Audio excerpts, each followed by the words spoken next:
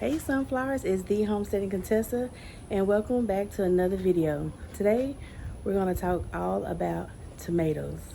But first, let me collect these eggs, feed these chickens, and then we'll jump right into the video. THK, yeah, we do it our way. Homestead dreams with a little sass way. It's the homesteading contest. Come on, take a peek. THK.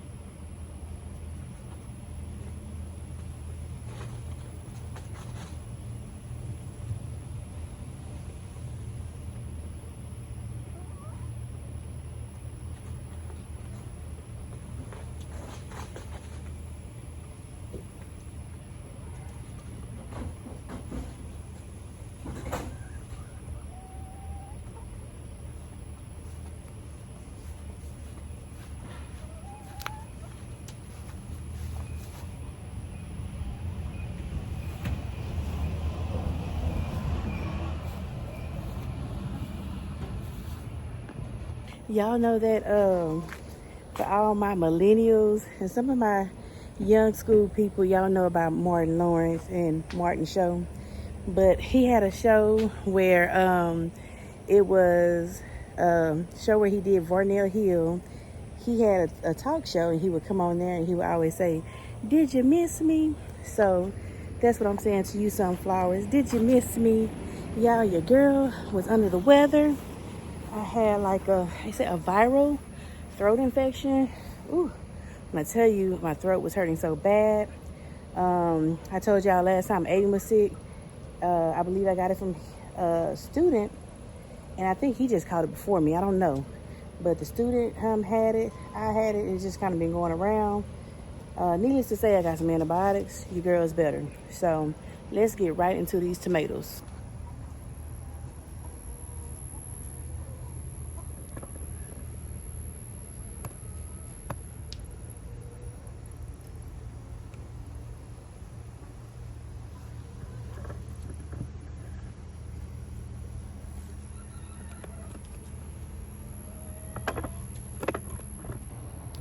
So today in this video, I want to highlight two things.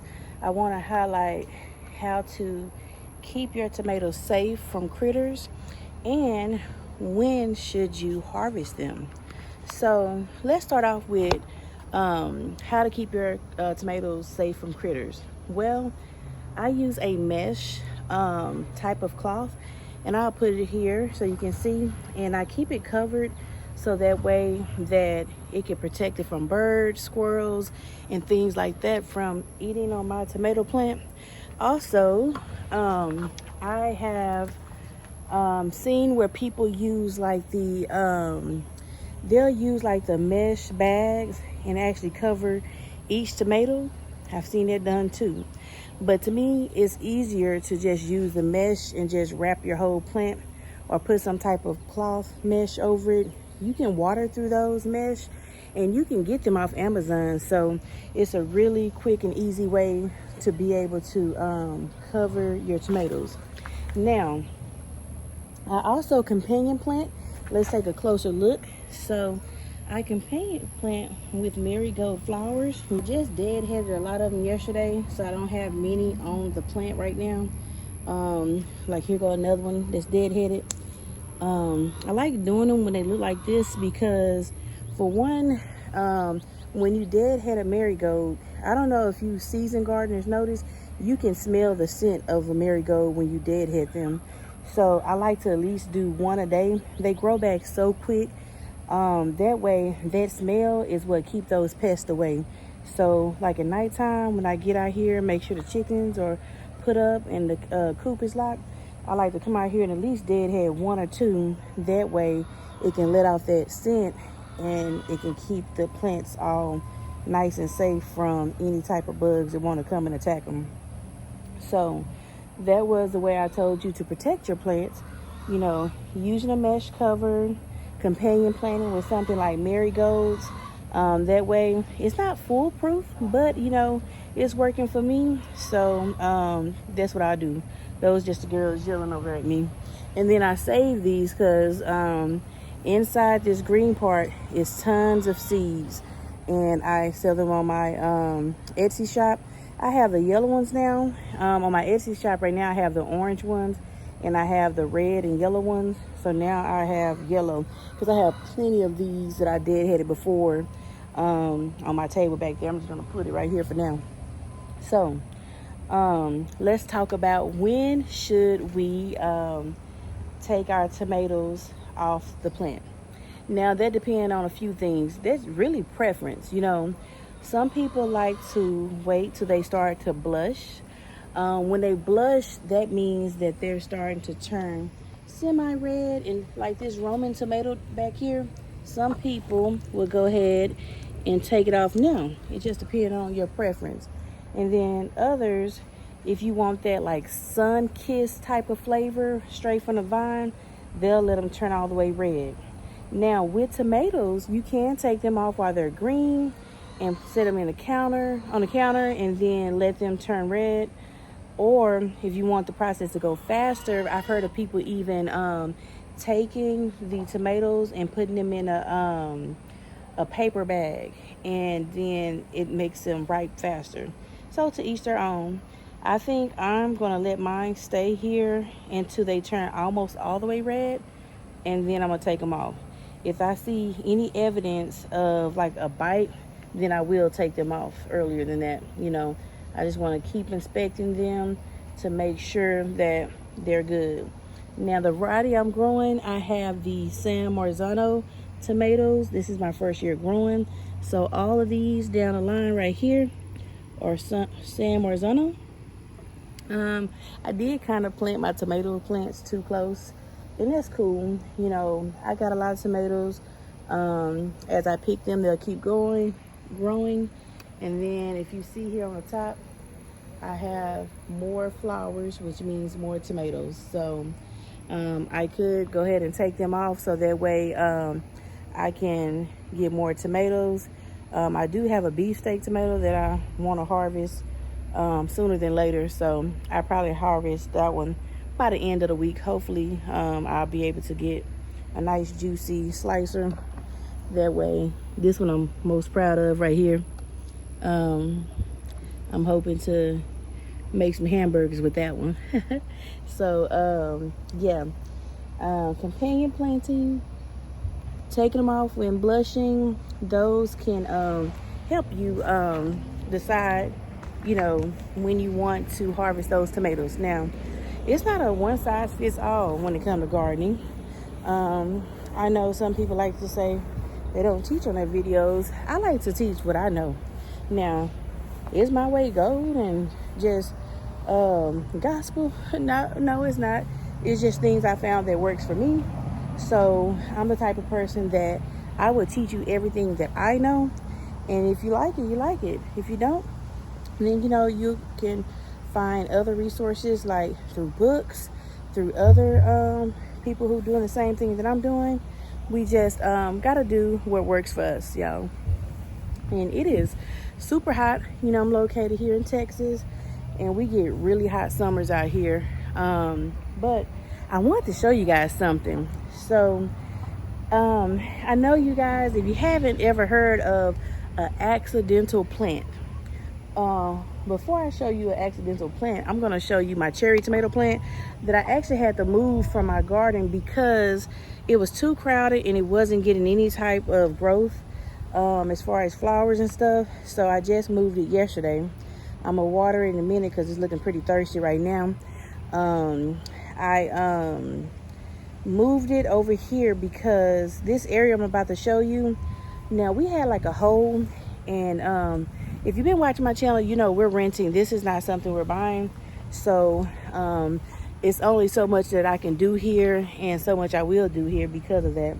Now, with that being said, this plant that I'm about to show you, I planted over here because over here is like a lot of sand and a lot of rocks, and it's been working because I have two mystery flowers plants that I don't know quite what it is. We'll talk about it in just a second, but before we talk about it, let's look at my cherry tomato plant.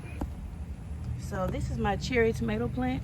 I know she looking pitiful, but she will survive. We're gonna water her up. And I bricked her out so that way when we cut the yard, we won't accidentally cut it. But I'm hoping the move over here didn't stress her out too much, and that after I water her when the sun go down, that she survived. And they spruce up pretty nicely. If you're a gardener, you know they can look pitiful like this. Give them some water and they perk up and look like they ain't never been hurt. Now I'm over here by the born and bougie coop, trying to get out the sun. But now you notice I said I would water her at night, and the reason why, because it's better to water early in the morning or late at night when the sun is not beaming like that. For one, you get the better use out of your water. When it's hot like this, the sun just takes all of the water, and it don't really get to go down deep into the roots. Now I have watered in the day, and I will still do that, but I prefer to do it in the morning time or nighttime so I can get the most out of the water usage. Now let's talk about those mystery plants that I told you, and I promise you I did not put these over here. Now I did plant something over here after this happened, but I noticed this happen, and I brought some stakes over here so that way we can let these grow. Now let's look at and see the mystery plant. So look, now just from my gardening knowledge, just judging from the leaves, the flowers, and that sticky type of stem, and look, we got a little friend here. Hi.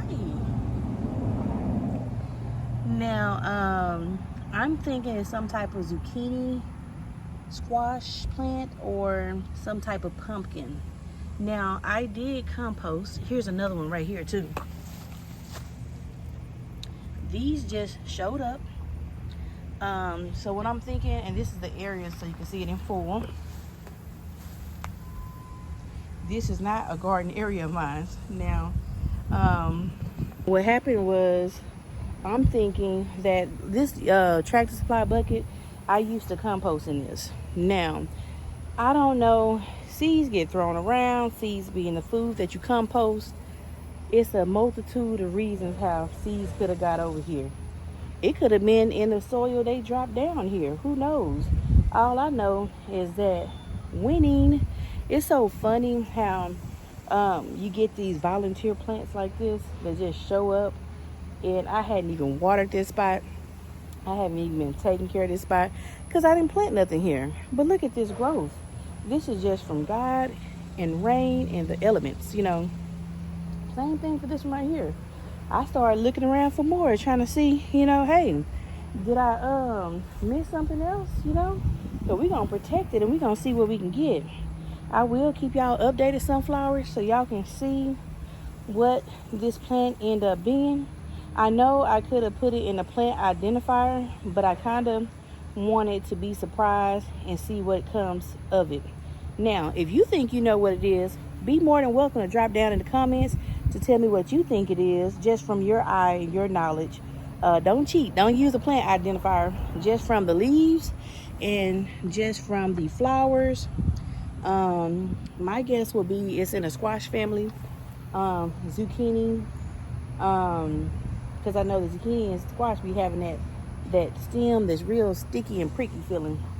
Or, you know, a pumpkin. I never have successfully grew pumpkins. This would be amazing, guys. This would be epic if this was a pumpkin patch, because I so been wanting a pumpkin patch. I would just freaking lose it in a good way if this is a pumpkin plant, because how awesome that is right here in the catty corner of my yard. Y'all forgive me, it's a little trash there, but it's gonna get taken care of. But in a corner of my yard, that will be beautiful. And then come fall, that porch farm stand, I can put a sign and say, pumpkins out back, pick you one, and I can give a good price for them, because that's what my homestead is about. I don't overcharge. I love giving quality for a good, reasonable amount. You know, people tell me all the time, you know, when I do my events, and so they say, when I was selling my blueberry lavender jam, they was like, this too cheap. You know, they was like, this too cheap. I had another lady that was over there selling jam, same size, $10. And I don't knock anybody's hustle. Go ahead with the $10 jam. But I feel like I always factor in my cost of my product, right? I just want to make something. I want to break even or make something. And since I'm trying to do this full time, I want to make something out of it. And I'm still able to make something out of it because you know why? I get returning customers. I don't get that one-hit wonder customer that's buying a $10 jam because of the event. They actually keep coming back because they were like, oh, that was good. Let me order off her Etsy shop, or let me come by her porch farm stand and get some more. Speaking of that, last video, you guys saw me do some starts. Do y'all want to see how that's coming out? I know y'all do. Let's go see. And y'all, it's been raining here. So I know y'all probably been getting a lot of rain too. It's like a jungle. When I tell you it's like a jungle in the yard. But okay, so let's look and see how the starts are doing. So this is how the starts are doing. Remember, started from seeds. And these are like the bush green beans. And then some marigolds. They haven't germinated yet. We're gonna see what's going on with those.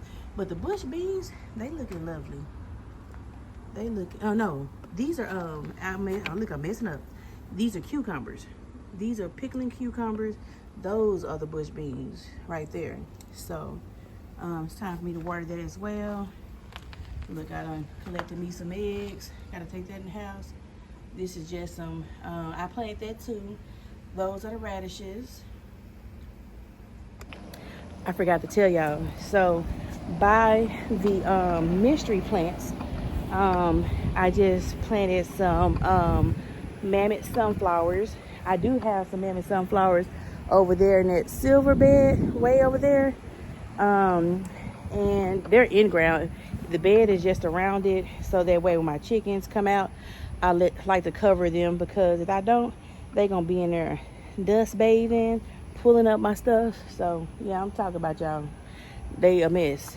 So I did, I threw some seeds to Chaos Garden, and then I actually took some seeds and I was strategic about putting them in the ground. So we're gonna see what it does. This ended up being an accidental garden right here, because none of this was planned. None of it at all. And I'm excited about it. I'm very excited. So yeah. So that's all that's been going on around the homestead. See the girls, they over there chilling, keeping them out the sun, because when I say it's hot, it's hot. And I let them probably roam around the evening hours. Y'all want to see, let's see what else I got to show you. I've been, the bell pepper's been doing good too. Over here, I got my watermelon plant, and then I got just some zinnias all around. I did just 2 watermelon seeds. I did one right there, one over here somewhere. You know how the rain be moving stuff around. And in the very back, I got like 3 mammoth sunflowers. There go one right here. There's one, and there's one. So we gonna see. I kind of did them everywhere because, you know, if you didn't know, sunflowers and zinnias are my favorite.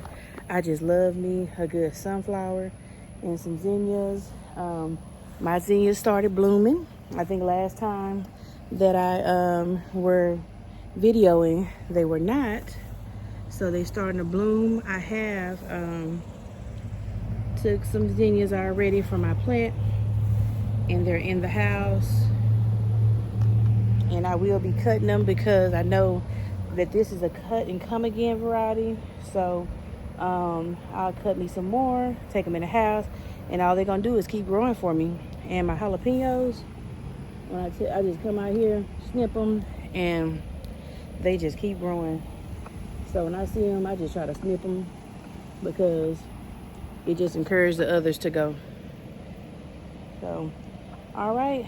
So that's it. That's all. I just wanted to kind of give you an update on my tomato plant. Growing tomatoes. I have a few here, and I'm super excited about it. Should be having harvest here within the next week. They should be all red and ready for me to enjoy with my family. Until I talk to you, sunflowers, don't be a stranger and be kind to each other. Bye. She's a sassy homesteader with a